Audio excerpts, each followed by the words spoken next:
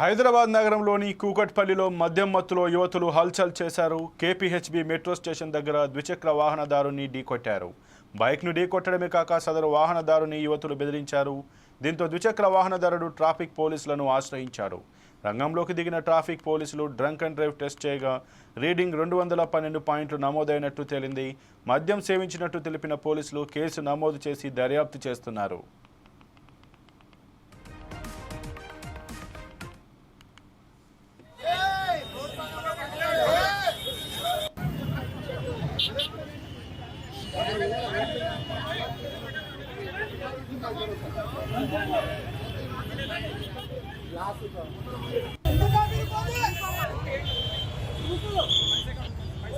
Go!